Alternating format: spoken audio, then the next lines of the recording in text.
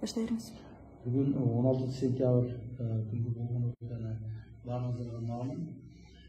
Бұл оқиға таңғы сағат 5:20-де башталған. Иманов баштағаны бойынша біз дағын көптеген жүктелер болады, ошолду алып чыгабыз. Негизинен чегаранын барлык тилкелеринде бирдей башталгандыгын биз эч кандай биз тараптан, Кыргызстан тараптан коңшу өлкөнүн чегарасынан өткөн жокпуз. Биздин менен чегараларыбыз өтүп атты жана ошол чабуулдар башталган. Ошол чабуулдарды биздин кайтаруу үчүн биз бардык колубуздагы мүмкүнчүлүктөрдү пайдаландык.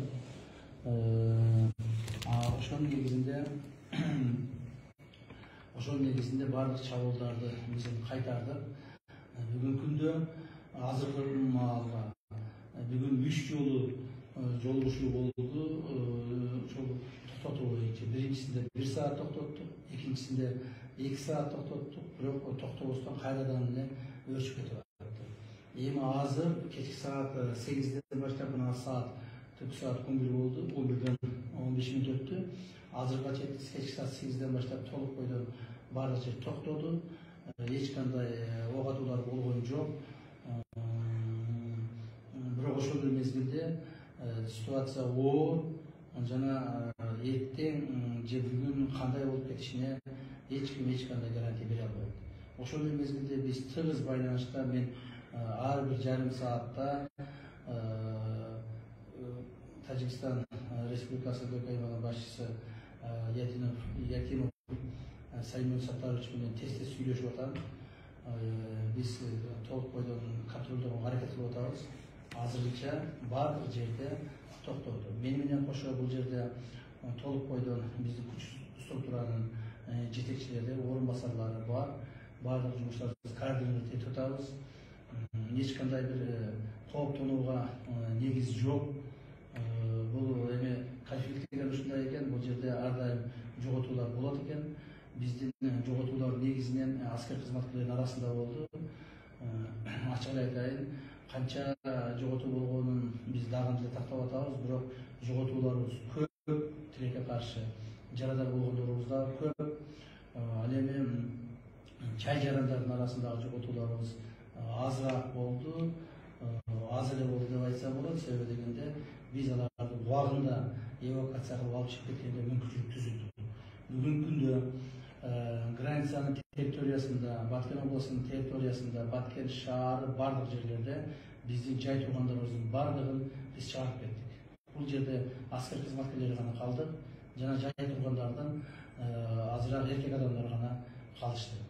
Калганын бардыгын биз чыгарып кеттик коопсуз жайларга. Азыр эгерде дагы Кудай сактасын, Капыстандагы кагылышуу болуп кете турган болсо, бул жерде аскер кызматкерлери менен гана алар кагылышат. Жай тургандарга эч кандай өмүрлөрүнө зыян келбейт. Алар коопсуз жерде. Бардык мүмкүнчүлүктөрүбүз бар.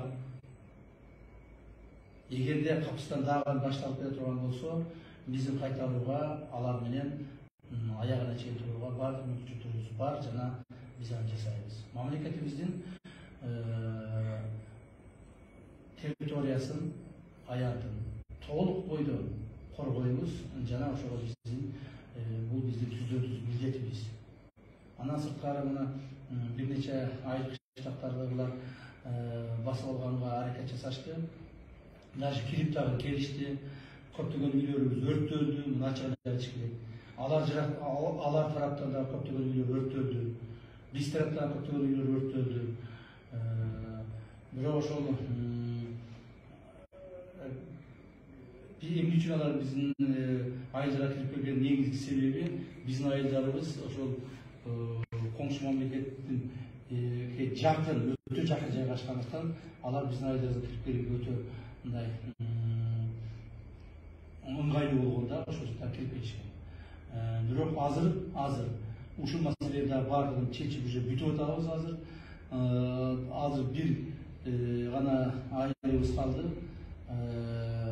Бир даже эки айылыбыз калды. Аларды биз Кудай кааласа бардыгын бошотобуз, бардыгын өз калыбына келтиребиз. Ал эми биздин чагандарыбызга айтып кетер эле, провокацияга алдырбастан, ар түрдүү провокацияларга, ар түрдүү ушак сөздөргө алынбастан, официалдуу гана маалыматтарга ишенип тургула.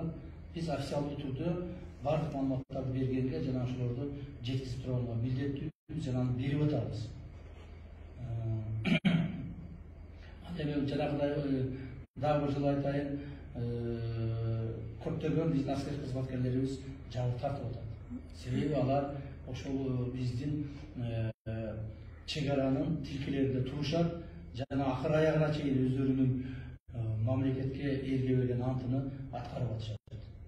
Мен өзүбүздүн аскер кызматкерлерине ушул жерде жетектеген жетекчи катары ыраазычылык билдиребин жана алардын алдында кайсыл бир деңгээлде